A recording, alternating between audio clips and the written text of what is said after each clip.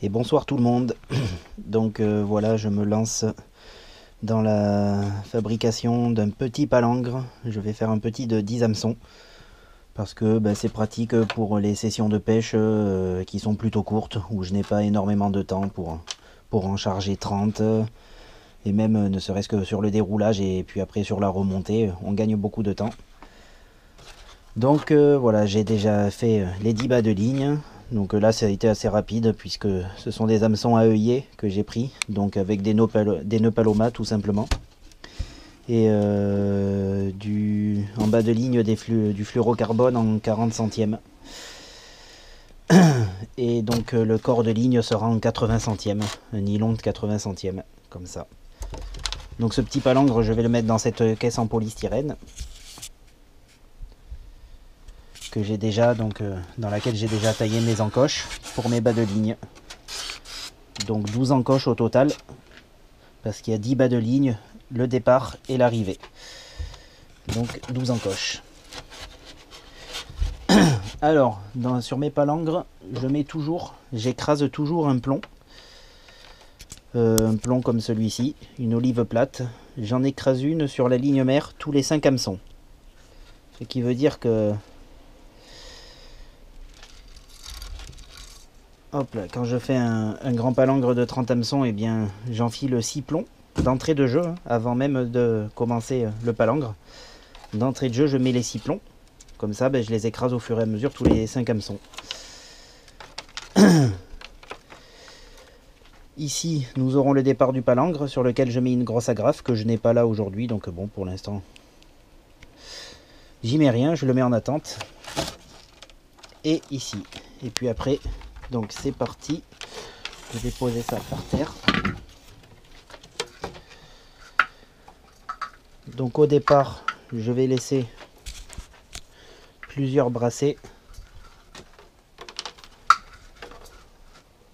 pour me repérer. Je fais des brassées de 1 mètre. J'ai repéré avant ce que ça représentait 1 mètre.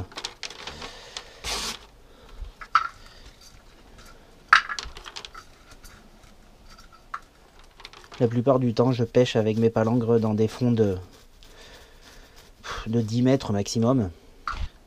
Du coup, là, je vais laisser 15 mètres. Alors ensuite, le nœud pour le bas de ligne. Moi, je ne fais que des palangres sans quincaillerie, pour dire ça vulgairement. Donc ouais, sans émerillon, sans rien, comme ça s'use pas. Donc le nœud, une boucle comme ça. On fait comme un nœud coulant, hein, en fait.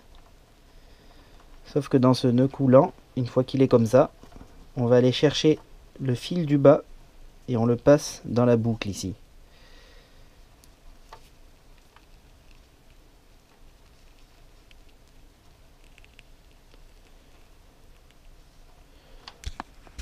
On le passe dans la boucle. Je prends un bas de ligne. L'extrémité, je la passe ici. Je mouille le tout. Je resserre, ça va pincer le bas de ligne. Et il est pris. Voilà. On coupe le petit reste. Et voilà pour un. Et donc après, entre chaque bas de ligne, je vais mettre 3 mètres. Voilà. On est sûr qu'ils ne se touchent pas. Mes bas de ligne, ils font 1 mètre, j'avais oublié de préciser.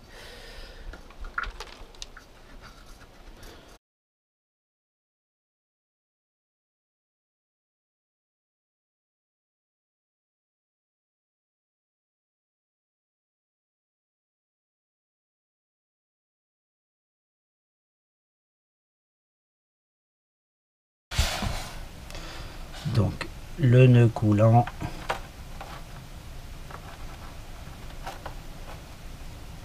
dans lequel je fais remonter la boucle du bas.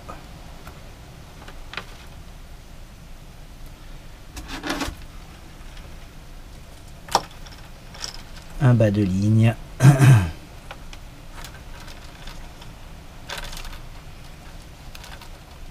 On serre. Et c'est pris.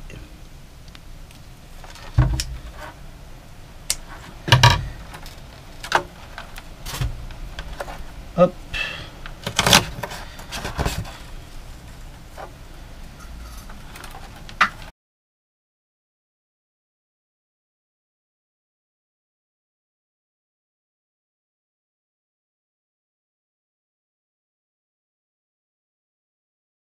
Donc là je suis arrivé, j'ai passé le 5e hameçon. Du coup comme il y avait 3 mètres entre chaque bas de ligne, à 1,50 m en fait, pile au milieu entre les deux bas de ligne qui l'entourent, à 1,50 m j'écrase mon plomb.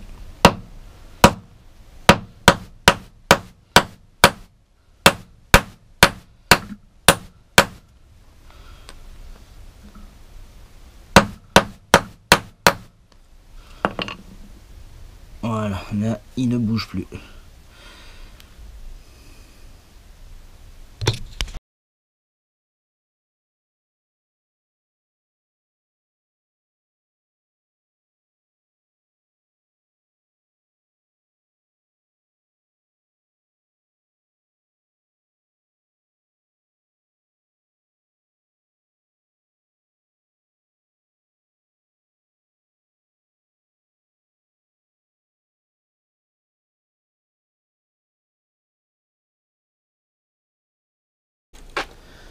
Et voilà, c'est la fin. Donc je remets 15 mètres avant le départ. Donc en fait, je me laisse des bonnes longueurs au départ et à la fin parce que quand on déroule le palangre dans l'eau, au début, donc il est accroché au gros plomb qui est sous la bouée. Et quand ce plomb descend, ben, c'est agréable d'avoir juste du fil à laisser filer et pas des bas de ligne à décrocher et à faire partir à l'eau. Parce qu'avec le poids du plomb en dessous, c'est un peu périlleux. Comme ça, j'ai ma marge. Je peux aller pêcher un peu plus profond si j'ai envie. Hop là. Donc là, on a un palangre qui fait théoriquement à peu près donc 15 au départ et 15 à l'arrivée, ça fait 30 mètres, plus 3 mètres x 10 hameçons, 30 mètres, donc il doit faire 60 mètres. Voilà. Donc sinon il est fini, je vais remettre une autre plaque par-dessus pour que ça tienne bien tout ça, et puis voilà. Surtout le premier déroulage, il faut pas s'inquiéter, c'est toujours un peu délicat avec ces toutes petites boucles. Mais après, une fois qu'il a été déroulé et remis dans la boîte, il fait des boucles qui prennent plus de place. C'est pour ça que c'est bien aussi de prendre des caisses assez grandes quand même. Des petites caisses comme ça qui sont possibles, mais c'est un peu petit dedans. Voilà. Allez, à plus. Donc on se reverra sûrement sur l'eau pour aller le mettre en action. Ciao, ciao.